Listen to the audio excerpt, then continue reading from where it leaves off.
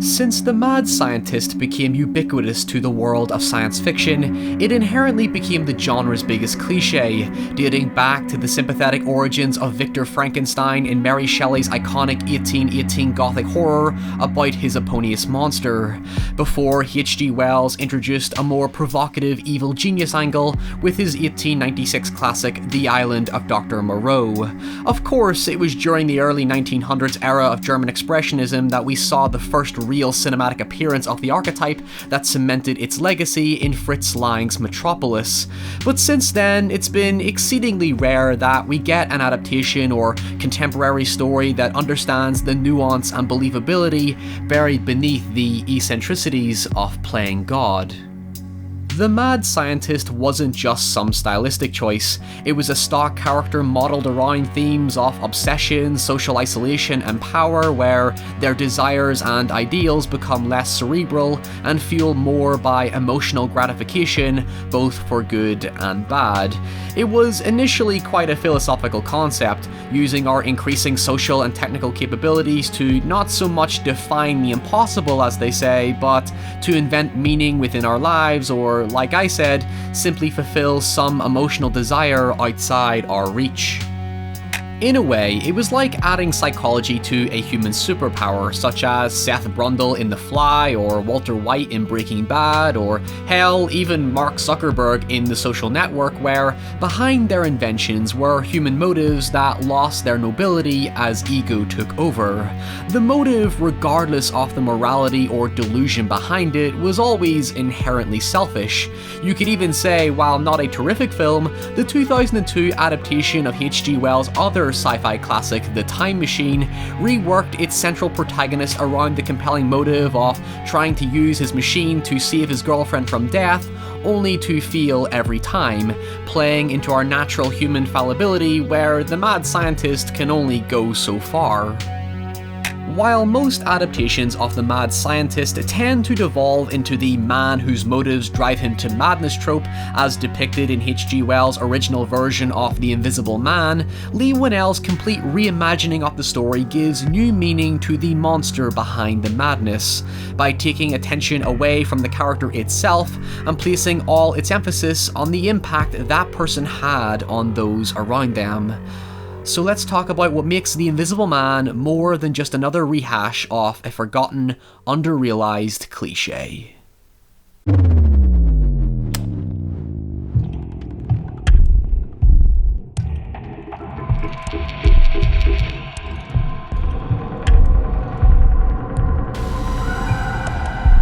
It's very rare that a film surpasses my expectations, yet here we are. I think Leigh Whannell set himself on a very unique path as a filmmaker following his incredibly underrated sci-fi body horror Upgrade in 2018. What I loved about that film was that it never felt constrained to one particular genre, allowing the story to blend and develop organically in fresh and unpredictable ways, exploring ideas of obedience and losing self-control.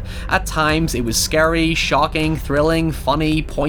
It was comfortable just being its own thing, detached from any sort of expectation for what the film was going to be, and thus it avoided the pitfalls of trying to pander or appease a specific kind of audience.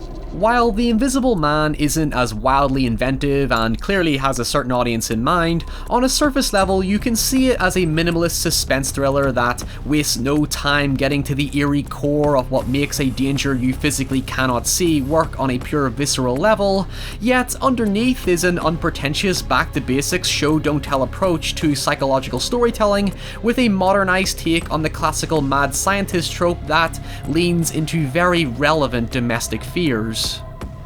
It works greatly to its benefit that Universal abandoned the whole shared universe BS involving all the classical monsters and having Johnny Depp in the titular role, because it allows Whannell to tell a much more grounded story that takes the essence of a 50s, 60s Hitchcockian thriller, evolving into a 70s, 80s real-world slasher.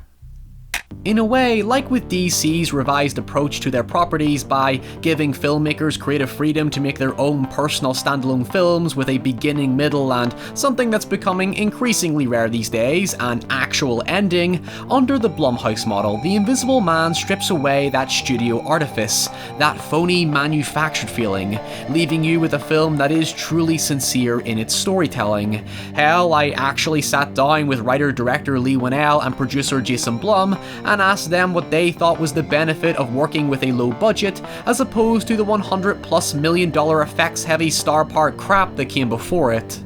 Especially for scary movies and for thrillers, when you take away the special effects and the stunts and all the production value, the filmmaker really has to focus on, to me, what is always the scariest thing, which is character and drama and story, because it just works on a very human level. If you've ever seen any of my videos, you'll know that this is a philosophy I completely side with.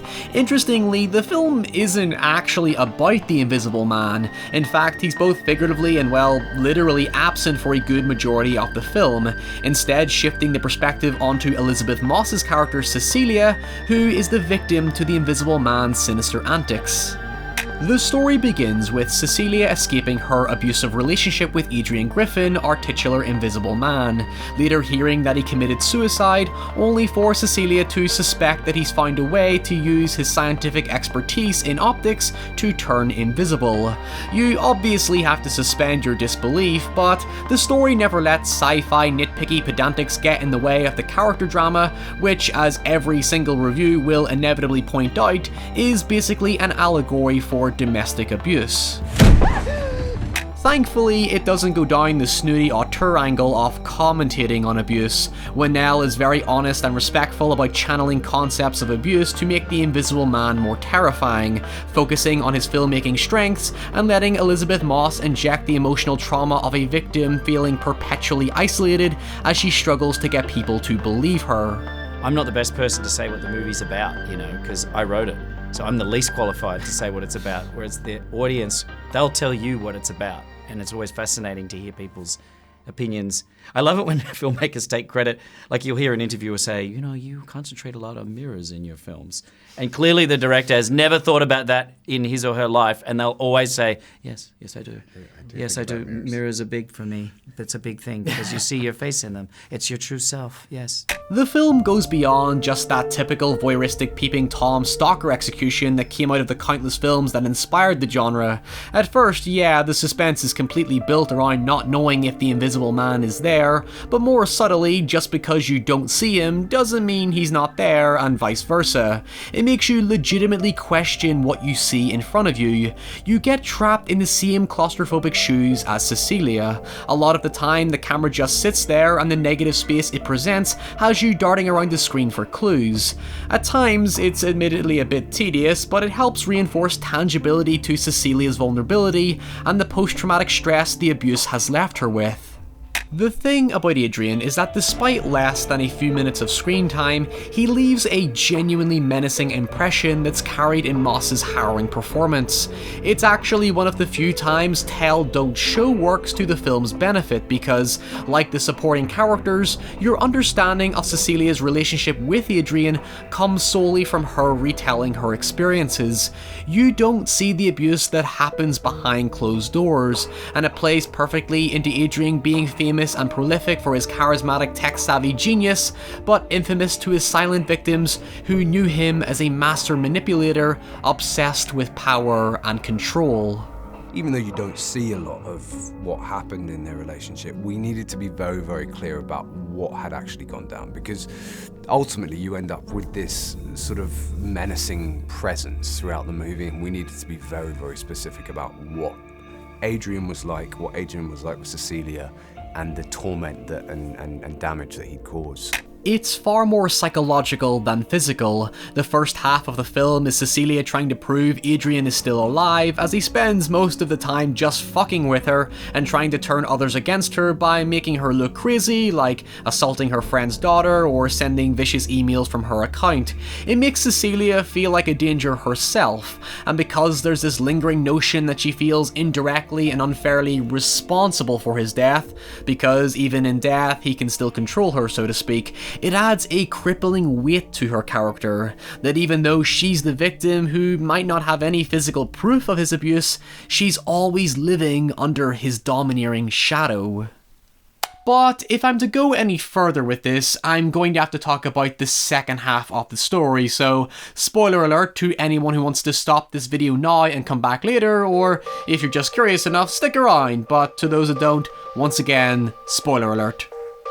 In order to find evidence that Adrian is invisible, Cecilia returns home to discover Adrian developed a suit that's made up entirely of micro cameras that look like these creepy eyes, and takes it to her sister in a public setting where, in a very sudden and genuinely shocking surprise, the invisible man cuts her sister's throat, leaving Cecilia to take the blame while everybody witnesses. After being placed in a mental hospital, it reintroduces another manipulative angle that's already lingering in the background from earlier in the story. Adrian has a brother who almost breaks down sympathizing with Cecilia regarding Adrian's abusive behaviour towards him as well. But the thing is, while he has all the red flags of shady motherfucker because, after all, he's the sibling lawyer of the villain, the performance he gives really sells you on the idea that maybe not everyone is who you think they are, like how Adrian's legacy is that of innovative genius, not domestic abuser. It was one of those uncertainties where I genuinely was unsure how to feel about his character, whether it was throwing a bunch of curveballs only to go back on itself, or maybe he was genuinely sympathetic. Of course, just for clarity, he is actually going back on himself, and it's revealed that the brothers are in cahoots the entire time to force Cecilia into giving birth to Adrian's child, and that the lawyer brother has a duplicate suit in which to allow the invisible man to be in two places at once. It plays perfectly in line with the film's depiction of manipulation and abuse, which is then used against the brothers in how it resolves the conflict. For context, after escaping the hospital and killing Adrian's brother, it turns out Adrian set the whole thing up to make it look like his brother kidnapped him and so on, so that he can miraculously come back to life to be with Cecilia. But instead of a generic climactic fight, it actually ends with an intimate dinner scene, where Cecilia asks him to admit that he was invisible this entire time, having a hidden microphone as her cop friend listens outside. He gives her this hint that she recognizes, confirming his presence, and upon visiting the bathroom, she uses the duplicate suit to cut his throat as revenge. It's gratifyingly twisted because she's able to use his own manipulative powers against him and exploit his own clumsiness that's evident throughout the film. She plays into the conflict of abuse with no evidence. She makes it look like a suicide and leaves her cop friend nervously submitting to her claims that it was a suicide, because that's all that can be proven. I'm only telling you the plot to encapsulate how the theme of abuse and power struggle comes full circle in the end, and that the film never results to a dull generic conclusion. It ends on a poetic note that makes Adrian look like a victim to his own abuse, his own obsession that everything he wanted was never going to be his, because at the end of the day, he isn't God. He isn't as in control as he thinks. His supposed superpower is still dictated by common human weakness. Yeah, well, that's really it is all from me, really. Thank you very much. Thank for you. having me, Thank you. and good luck with the film. You did great. Now it's over. Jesus Now you never have to do your first one again.